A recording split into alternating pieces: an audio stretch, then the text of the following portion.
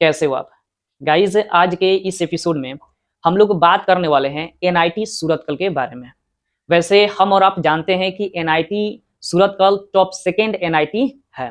लेकिन एनआईटी सूरतकल एक अलग ही क्वालिटी की वजह से ये चर्चा में रहता है। एनआईटी सूरतकल के पास खुद का अपना बीच है। यानी अगर आप गोवा वाले बीच का अगर मजा लेना चाहते हैं तो एनआईटी सूरतकल आपके लिए परफेक्ट साबित हो सकता है। लेकिन जैसा कि हम जानते हैं कि NIT Surathkal top second NIT है, तो इसका कट ऑफ भी अच्छा खासा जाता है।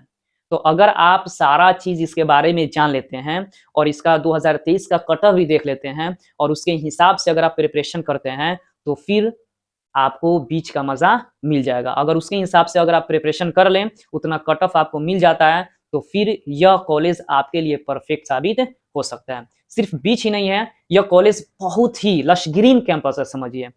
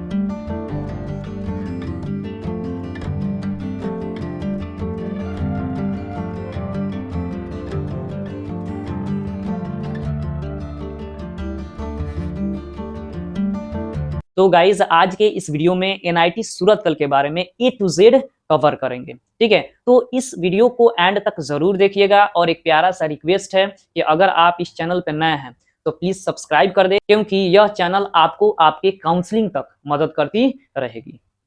तो गाइज चलिए बिना देर किए हुए शुरू करते हैं और जानते हैं एनआईटी सूरतकल के बारे में।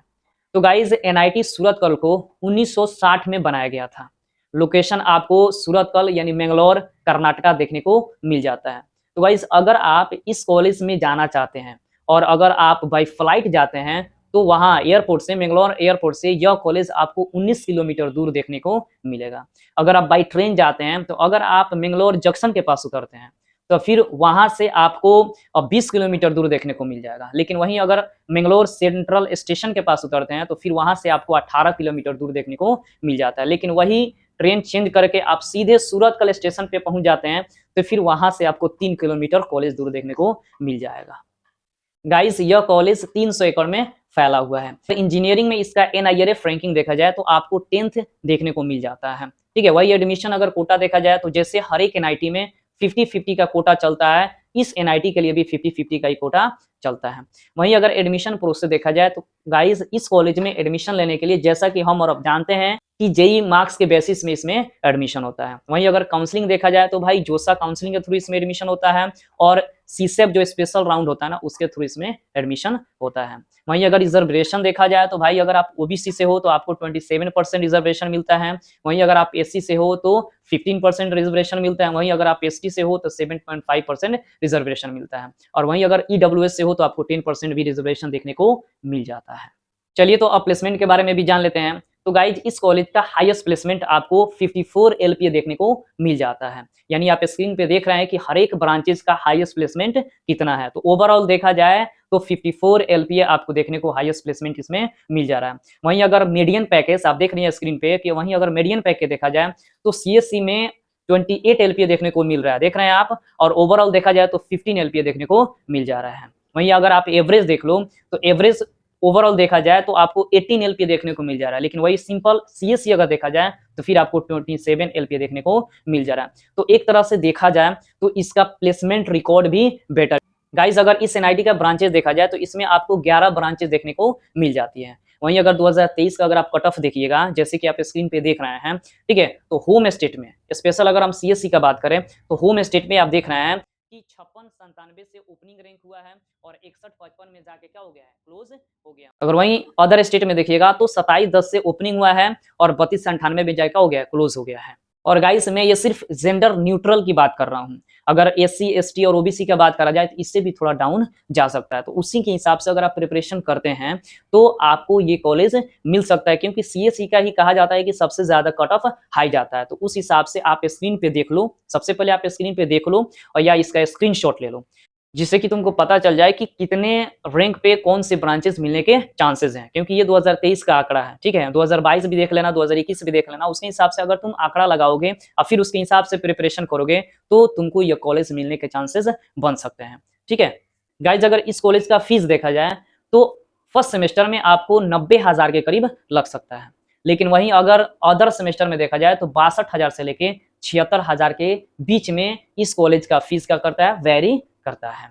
वहीं अगर हॉस्टल और मेस की बात करी जाए तो फर्स्ट सेमेस्टर में आपको 32,000 के करीब देने पड़ सकते हैं, लेकिन वहीं सेकंड सेमेस्टर से आपको 30,000 से लेके 31,000 आपको देखने को मिल जाते हैं। गाइज अगर इस कॉलेज के हॉस्टल फैसिलिटी देखा जाए तो आपको 12 बॉयज हॉस्टल देखने को मिल जाते हैं, वहीं 5 आपको गर्ल्स हॉस्टल देखने को मिल जाते हैं, वहीं आपको 1 इंटरनेशनल हॉस्टल भी देखने को मिल जाते हैं। चूंकि बात ऐसा है कि इस कॉलेज में इंटरनेशनल स्टूडेंट्स भी पढ़ते हैं तो फिर उनके लिए एक इंटरनेशनल हॉस्टल भी देखने को आपको मिल जाता है।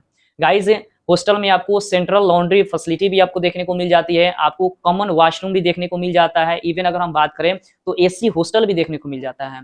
और मजे की बात यह है कि आईपीएल यहाँ एक फेस्टिवल की तरह ट्रीट किया जाता है। तो आईपीएल में हर एक कॉमन रूम में आपको टीवी भी देखने को मिल जाता है।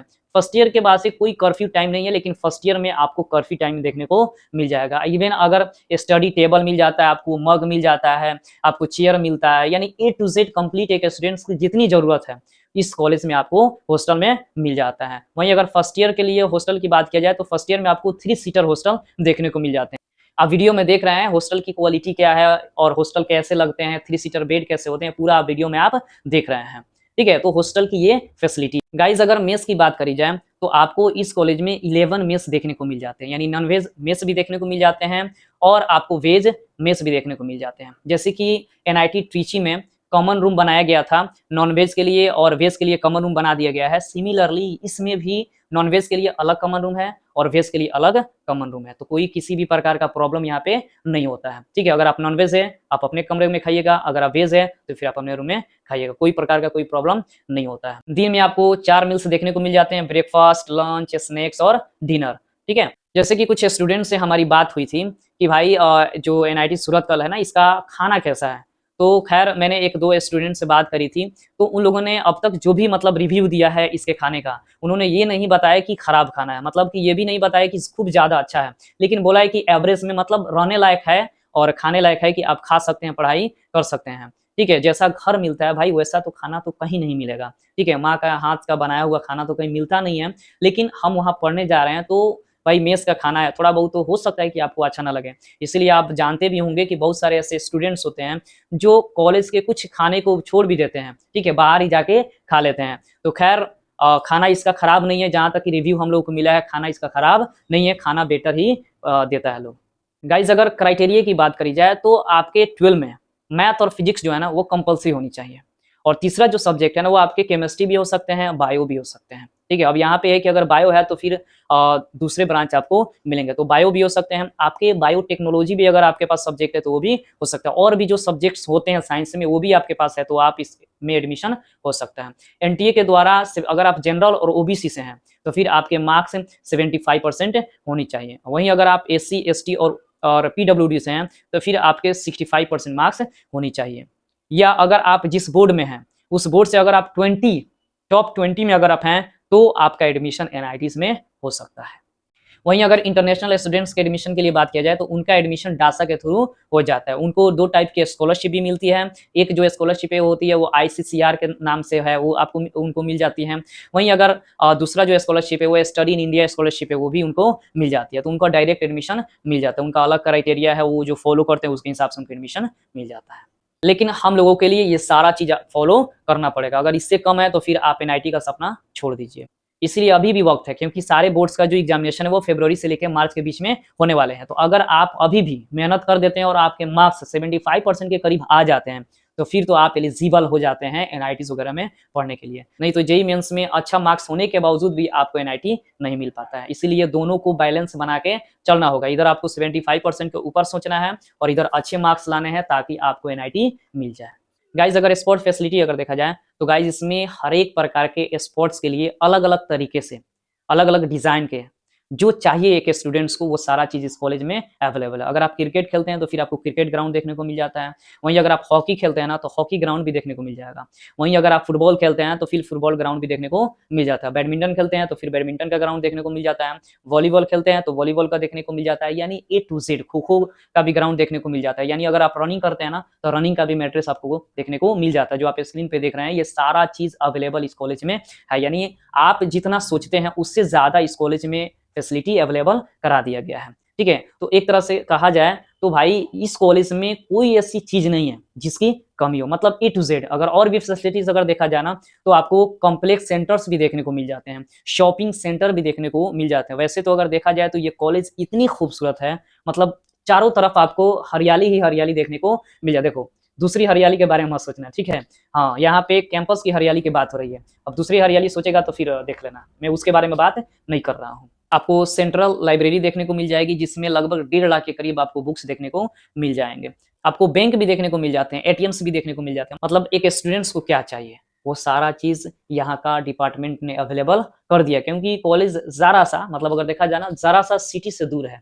तो यहाँ के एडमिनिस्ट्रेशन ये नहीं चाहते हैं कि लड़कों को सिटी का मतलब थोड़ी-सी भी कमी सताए। तो इसलिए कैंपस में ही सारी चीज़ क्या किए हैं अवेलेबल कर दिए हैं। वैसे अगर देखा जाए तो कैंपस आज भी छोटा नहीं है, 300 एकड़ में कैंपस फैला हुआ है। इसलिए आपको सारा चीज़ देखने को मिल जाता है। ऐसे बहुत सारी इस कॉलेज की क्वालिटी है और बहुत सारी इस कॉलेज की मतलब खूबसूरती है जो इस कॉलेज को एक नेक्स्ट लेवल का कॉलेज बनाती है। इसलिए मोस्ट ऑफ द स्टूडेंट्स जो होता है ना, बहुत सारे ऐसे स्टूडेंट्स आपको देखने को मिल जाते हैं जो एनआईटी सूरतगढ़ में जाने को चाहते हैं। गाइज़ आपको फेस्ट ग्रुप ये सारा चीज़ इसमें देखने को मिल जाता है। गाइज़ इस कॉलेज की एक और खूबसूरती है कि इस कॉलेज में जो होली सेलिब्रेशन होता है ना, आप कह सकते हैं कि भारत में जितनी भी कॉलेजेस है ना, इनके जैसा किसी ने कभी होली सेलिब्रेशन नहीं करते हैं। मतलब देखा जाए तो पूरे स्टूडेंट्स होली सेलिब्रेशन करते हैं। जैसे कि आप फ़ोटो में और पिक्चर में देख रहे हैं कि कितने बढ़िया तरीके से होली को सेलिब्रेट किया है। सारे स्टूडेंट्स होली को सेलिब्रेट करते हैं। तो ये भी एक अलग इसकी क्वालिटी है। मतलब पूरे भारत में सबसे बेटर रूप से यहाँ पे होली सेलिब्रेशन करता है लोग। तो गाइज़ अगर ओवरऑल की बात करा जाए तो कोई ऐसा मतलब चीज़ नहीं है जो इस कॉलेज में कमी हो। मतलब ओवरऑल हर चीज़ आपको बेटर देखने को मिल जाता है। मतलब जो भी बनाया गया है स्टैंडर्ड लेवल को ही क्या किया है, दे के बनाया गया। मतलब ए टू ज़ेड कंप्लीट कोई चीज़ की कमी आपको देखने को नहीं मिलेगी। ठीक है? तो गाइज़ बस इतना ही इस कॉलेज के बारे में और एक प्यारा-सा रिक्वेस्ट है कि गाइज़ अगर आप इस वीडियो को कोई देख रहे हैं और वो एनआईटी सूरतगढ़ के स्टूडेंट रहे हैं, तो गाइज़ अगर कोई चीज़ अगर हमने मिस कर दिया है तो प्लीज़ आप कमेंट ज़रूर करें क्योंकि ये आगे चल के हम लोग इसमें इम्प्रूव कर लें। तो गाइज़ चलिए मिलते हैं एक अगले वीडियो में एक नए अपडेट या एक नए एनआईटी रिव्यू के साथ। जय हिंद।